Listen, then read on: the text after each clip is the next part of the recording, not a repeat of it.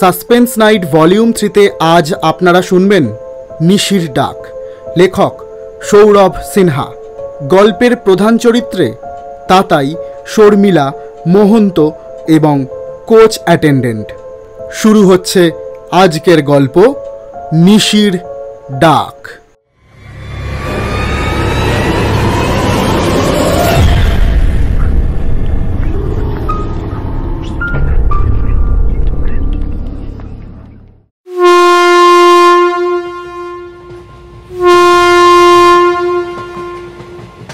মা, যখন আমি বাথরুমে গেছিলাম একটা লম্বা করে আন্টি আমায় সমানে ডাকছিল। কে তোকে ডাকবে? চল তো দেখি গিয়ে। শর্মিলা তার ছেলে তাতাইকে ট্রেনের দরজার কাছে নিয়ে এলো। হু হু করে ছুটছে দুরন্ত এক্সপ্রেস। দুপুরের রোদের ছটা পড়েছে দরজার কাছে। দরজার কাছে বসে আছে কোচ অ্যাটেন্ডেন্ট, আর কেউ নেই। শর্মিলা কোচ অ্যাটেন্ডেন্টকে জিজ্ঞাসা করলো, দাদা, এখানে কি কাউকে দেখেছিলেন? আমার ছেলেকে ডাকছিল। না দিদি, আপনার ছেলে তো দরজার দিকে তাকিয়েছিল অনেকক্ষণ ধরে, আর তো কেউ ছিল না। এই নিয়ে দুবার তাতাই দেখল সেই অদ্ভুত মহিলাটাকে। প্রথমবার দেখেছিল টাটানগর স্টেশনে। তার মা আইআরসিটিসির জল নিতে গেছে স্টেশনে। থার্ড এসি এর লোয়ার সিটে বসে আছে তাতাই। এমন সময় অদ্ভুত করে একটা মাঝবয়সী মহিলা তার পাশে এসে বসল। মহিলাটা অনেক লম্বা, খোলা মাথার চুল সিটে গিয়ে ঠেকেছে, আলখাল্লার মতো ড্রেস পরা, গায়ে উৎকট গন্ধ। হঠাৎ করে তাতাইয়ের হাতটা চেপে ধরে এক দৃষ্টিতে চেয়ে রইল। এতক্ষণে চোখটা দেখতে পেল তাতাই। ন্যাশনাল জিওগ্রাফিতে শিকারের সন্ধানে থাকা বাঘ সিংহের যেমন চোখ দেখা যায়, সেই রকম অদ্ভুত শিকারি মার্কা চোখ। তাতাই কেমন যেন হক চকিয়ে গেল। তার কানের কাছে কে যেন বারবার বলছে, চল না, চল আমার সাথে যাবি, যাবি আমার সাথে। তাতাই মনে মনে বলল, কে বলছে? ওই আন্টিটা? না, ওনার ঠোঁটটা তো নড়ছে না। তাতাইয়ের বুক ধড়াস করে উঠল। এমন হয়ে গেল না পারছে হাতটা সরাতে, না পারছে আওয়াজ করতে। হঠাৎ পিছনে কে একটা ঘাড়ে ঝাঁকুনি দিল। দেখল তার মা খাবার নিয়ে এসেছে। ওদিকে সরে বস, কে কেনেছে খেয়ে নে। হঠাৎ করে তাতাই দেখল সামনের সিটে কেউ নেই। তাতাই নিজেকে প্রশ্ন করল, এর মধ্যে আন্টিটা নেমে গেল নাকি? মাকে আর কিছু বলল না।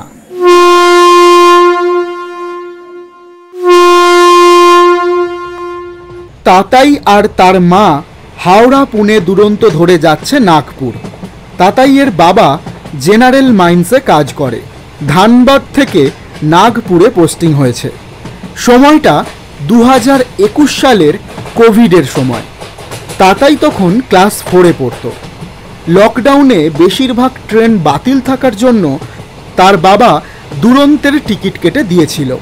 লকডাউনে রেলের প্যান্ট্রি বন্ধ ছিল, তাই তার মা রাতের জন্য স্টেশন থেকে খাবার এনেছিল, পরোটা আর চিকেন কারি। ফয়েল খুলতেই শর্মিলা কাঁক কাঁক করে উঠল। আরে, এ তো শুধু গ্রেভি ভরে দিয়েছে, চিকেন দেয়নি। 180 টাকা নিল। এই লকডাউনের সুযোগে মানুষকে কেমন ঠকাচ্ছে। হঠাৎ করে তাতাইয়ের নজর চলে গেল পাশের আপার বার্থের দিকে। সেই অদ্ভুত মহিলাটা বসে আছে আর বিকট ভঙ্গিমায় চিকেনগুলো খাচ্ছে।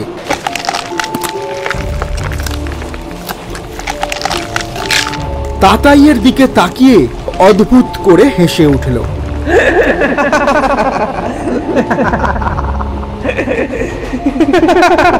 তার দাঁতগুলো হ্যাপিডেন্টের বিজ্ঞাপনের মতো প্রচন্ড সাদা।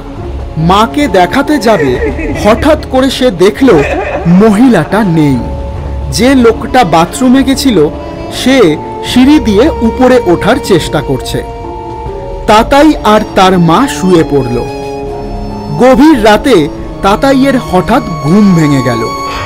চোখ মেলে দেখল সেই অদ্ভুত মহিলা তার দিকে তাকিয়ে অদ্ভুতভাবে হাসছে। অনেক লম্বা সে, মাথাটা প্রায় রেলের সিলিং ছুঁয়েছে, তার খোলা চুল হাঁটু অবধি নেমে এসেছে, আর সবাই সাদা চাদর জড়িয়ে ঘুমাচ্ছে। কোচে শুধু নীল ড্রিম লাইট জ্বলছে, সেই আলোতে তার মুখ বীভৎস লাগছে। হঠাৎ করে সে চলতে শুরু করলো। তাতাইও মন্ত্রমুগ্ধের মতো তাকে অনুসরণ করলো। তার একবারও মনে হলো না যে মাকে ফেলে যাওয়া তার ঠিক হচ্ছে না। ট্রেন হয়তো সিগন্যাল না পেয়ে কোনো স্টেশনে দাঁড়িয়েছিল। সে দরজা খুলে স্টেশনে নেমে গেল। তাতাইও সাথে সাথে নেমে তার পিছু নিল। স্টেশনে অল্প আলো। এবার তাতাই বুঝল যে বড় বড় পা ফেলে যে হাঁটছে তার পায়ের পাতা বাঁকানো।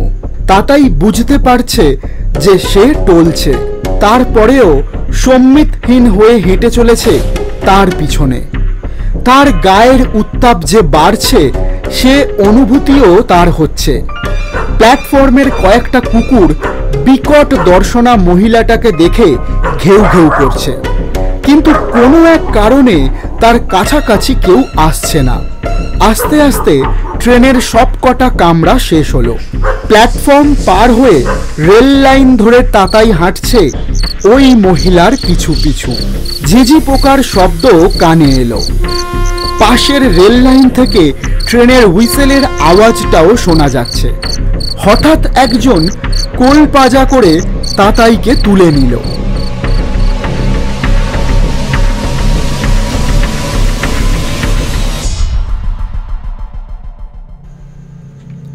তাতাইয়ের যখন জ্ঞান ফেরে নাগপুরের রেলের হাসপাতালে শুয়ে আছে। গায়ে 102 ফারেনহাইট জ্বর, পাশে মা বাবার উদ্বিগ্ন দৃষ্টি। সেদিন রাতে রেলের কোনো কর্মচারী তাকে রেল লাইন পেরোতে দেখেই তাকে উদ্ধার করে। স্টেশনের অ্যানাউন্সমেন্টের শব্দে তার মায়ের ঘুম ভেঙে যায়।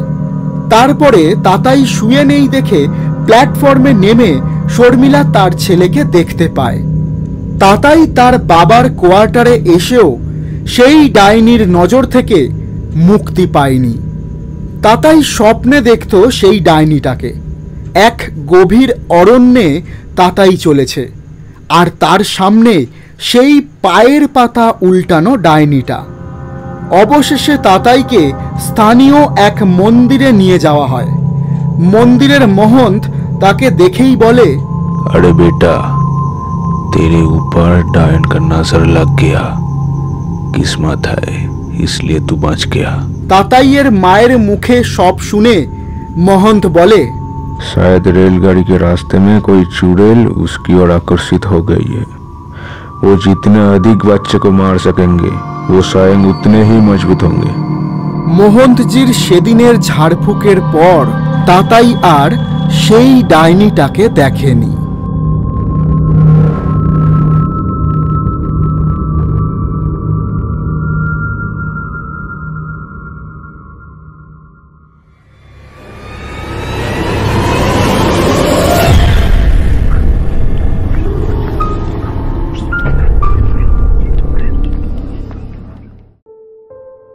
এতক্ষণ শুনছিলেন সৌরভ সিনহার লেখা নিশির ডাক।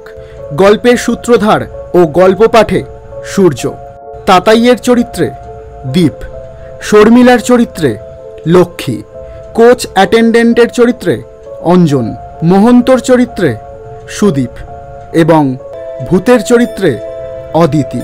আবহ সঙ্গীত, স্পেশাল এফেক্টস এবং সমগ্র পরিকল্পনায় সূর্য। একটি বিশেষ অনুরোধ আপনাদের সকলের কাছে, গল্পটা আপনার কেমন লাগলো কমেন্ট বক্সে অবশ্যই জানান। আর যদি আপনি আমাদের ইউটিউব চ্যানেলের নতুন সদস্য হন তাহলে প্লিজ চ্যানেলটা সাবস্ক্রাইব করে পাশের ঘন্টাটা বাজিয়ে আমাদের পাশে থাকুন। আপনাকে আমাদের ইউটিউব চ্যানেলের পক্ষ থেকে জানাই আগাম শুভেচ্ছা ও ভালোবাসা।